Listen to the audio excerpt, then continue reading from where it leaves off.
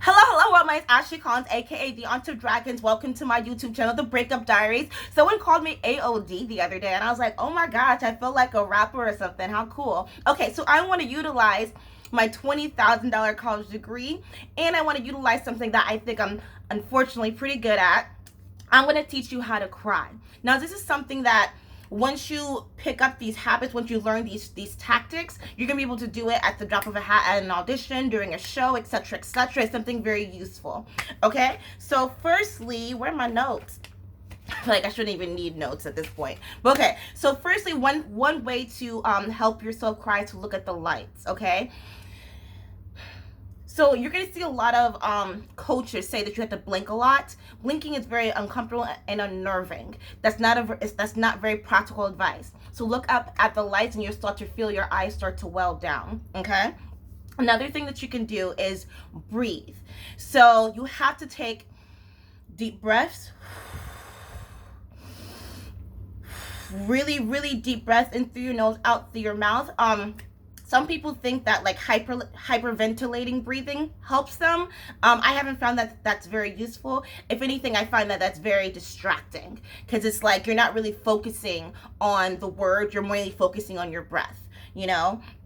Repetition, saying the line over and over and over again and saying it in different ways, okay? So let's say that the line is, don't cross the street. Maybe you can emphasize don't cross the street, or don't cross the street, or don't cross the street. Saying that over again, again and again and again, and increasing your volume with that as well. Oh, this is a little bit of physical abuse. Pinch yourself. Or you can ask someone else to pinch you. Because you're not gonna hurt your body's not gonna want fuck. Your body's not gonna want to hurt you in a bad way. So asking someone else to do it for you. Some people think that someone else emotionally abusing you is gonna help. If that helps you, sure. If you know, but then you're like, you know that they're lying. You know, like if I ask my acting partner who I've been rehearsing with for several weeks to say something mean to me, I'm gonna be like, that was mean, but I know that you don't mean that. Another thing that I think is the most valuable when you want to learn how to cry on the spot is you have to connect with that character on the page, and you have to make it you, which is very method, which is very borderline quite dangerous. But here's why it's important, right? It's important is because let's say that this character just lost their mother, right? And let's say that your mother is living, right? What would it be like if you were that person, though? What would it feel like to you if you just found out at the last minute that your mom has cancer and she has 24 hours to live? I don't know about you, but just saying that out loud, I felt something in the pit of my stomach, you know? So you have to make it relate to you. Another thing that that I do, not just on stage but in everyday life, I'm sure that you'll notice in my lives that I do this. Make eye contact with the person and don't look away, and say the lines while you're making eye contact. Something I've noticed with people is eye contact is a bit unnerving because it's like impulsively we want to look away. So that's why it's very intimate and romantic that when someone makes eye contact with you, right, and they don't look away. Working in restaurants, you'll hear this from a lot of servers and bartenders where it's like people don't look at me, people don't make eye contact with me, they're trying to like make me inhuman, and it's like, no, they're not doing that. It's just not normal to hold eye contact, at least in America. That's not normal, you know. And also, like when you're taking their order, you're looking down at them and they're looking up at you, and it's just weird. You know, it's weird. It's an uncomfortable human interaction. So that's not something you should take personally. You know, that's just, we just don't make eye contact with people. I wrote down don't blink. Do you understand that reference? If you do, you're really cool. You know what I was thinking when I was writing this? I was thinking, why do we cry in movies and TV series? We know it's not real. What is it about that moment that you know that that person's really not hurting, you know that person really didn't break their leg? Why do we have that connection to that? And then I was thinking to myself, why do we make each other cry? Why do we make each other hurt when we know that's not right? And then I was thinking how we don't take personal responsibilities for other people's feelings anymore. We say trendy things like, what you think of me is none of my business. We all say trendy things like that person's feelings is none of your concerns, etc., etc. And it's like, that's not true at all. And I don't know who's the first person to say that. Was it Jim Rohn or somebody? Like, you're supposed to love thy neighbor. You're supposed to care about the person next to you. And if this person like means something to you, if they've been vulnerable and honest with you, why would you want to see them cry? How could you make them cry and walk away? And if you watched my last video, I was seeing someone, and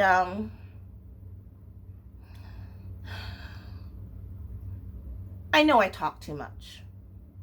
I know that I do. I know that I feel too much. I know that I do.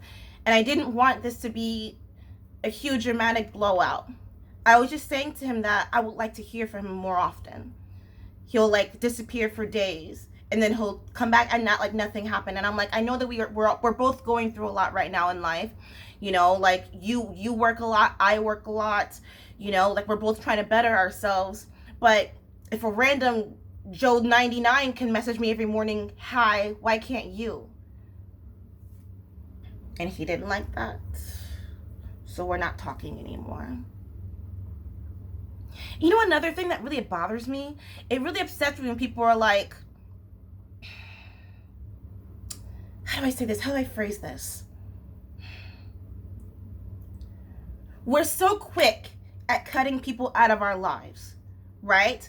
We do this so frequently, so often, so easily. And it's like, I know that being in big tribes is not normal, right? We don't need 1,000 friends. Just 2 or 3 will do. But you can't keep cutting out 2 and 3 people at a time, because that just shows that you don't know how to maintain relationships, romantic and friendship-wise. So then it's like, at some point, it's not them that's the problem, it's you. What? You don't know how to maintain relationships because you're like, oh, if you don't agree with me, if you don't support me, I'm just going to cut you off. And that's stupid. That means that you don't know how to be a fucking adult. We don't know how to have adult relationships anymore. We all just want to stay in elementary school. Because that's what we do in elementary school, right? We're like, oh, we don't like Ashley. We don't like Timmy, so we're not going to talk to them anymore. You're going to have to work with people. You're going to have to communicate with people. So why wouldn't you want to lessen the damage as little as possible? Sorry.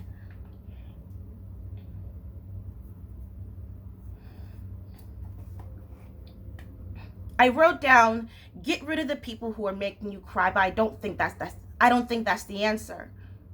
I think that we need to learn how to have tough conversations with one another, as opposed to always running away, as opposed to always fleeing. Why don't you just stay and figure out how you can work this relationship out? And if you don't want to, sure, go ahead. Stay a child for the rest of your fucking life. I think I've said this so many times, but it's like, I really pictured being adult so massively different. I really did. It's like we're all trying to read off of the how to be nice to each other script. We're all trying to read off of it, but then deep down, we're thinking something else. Why aren't you allowed to say what you want to say? Say what you want to say. Stop holding onto these bitter feelings and fucking grow up.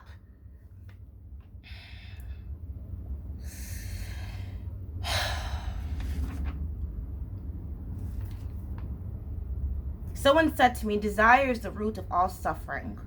I didn't agree with them. But now I'm starting to. Now I'm really starting to. I also know that I overly think. I know that I do. But this existence is so weird. And I keep thinking to myself, I didn't sign up for most of this. I mean, in a way I did, but I signed up for it because I trusted the person who was guiding me. You know, like when I have a relationship with someone, when I have a partnership with someone, it's like I'm trusting you I'm trusting you to handle my heart with care. I'm trusting you to handle my future with care. You know? So when I sign up for this job and you tell me I'm gonna make money and I don't, I trusted you. And you don't want to take any responsibility for that at all? It's that's not your job? It is. It's literally your job. It is. You know? Like, oh God, sorry. I've been self-sabotaging a lot lately.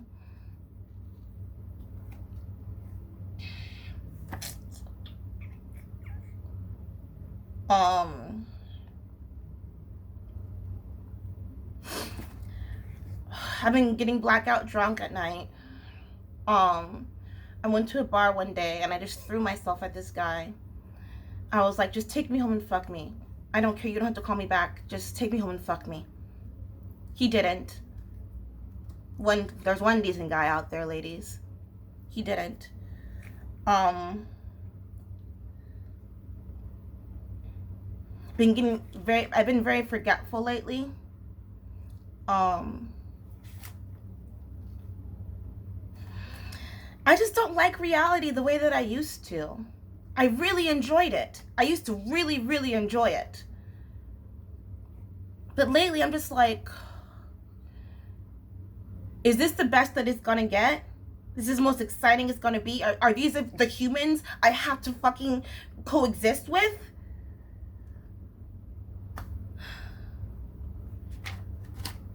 I want to end on a positive note. Because you know you're supposed to say shit out loud and it'll come true. I have a dream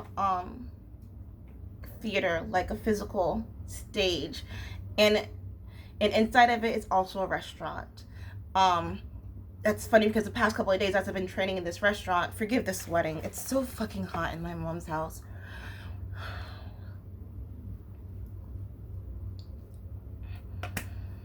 I can't stand being around my mom.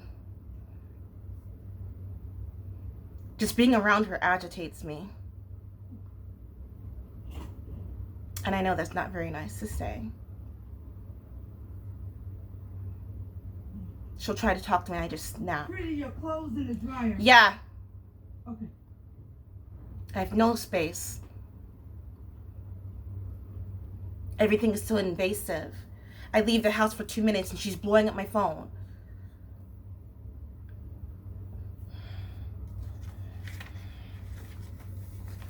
My dream theater, which has a restaurant inside of it.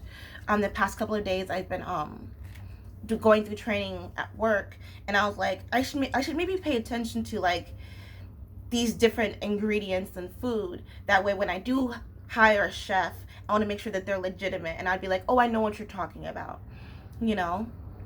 Okay, so you walk into the venue, and in the center is a big bar, right? And to the right is the stage, to the left is the restaurant. You can bring your food inside the theater. You can bring your drinks inside the theater as well.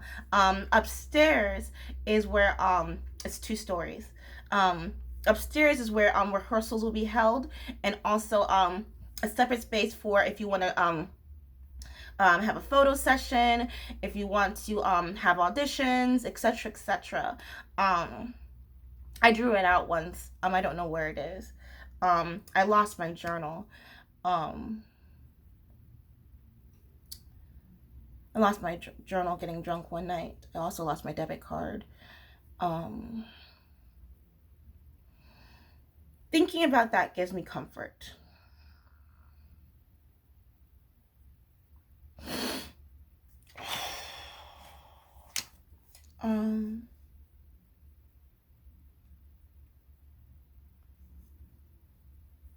I also like my own wine and whiskey brand.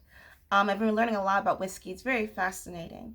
The barreling and the aging process, and learning about rye. And I would like one of the logos to be just be kind, you know? Everyone is so concerned about making money. I mean, you need money. You do. Practically, you do need money. I just want to make sure that other people are taken care of.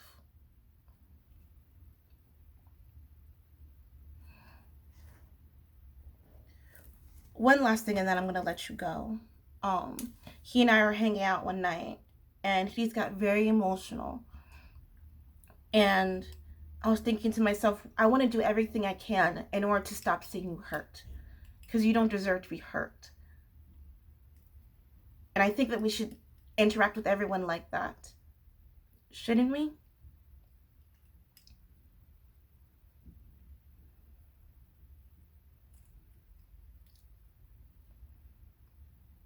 Why would you want to make someone cry?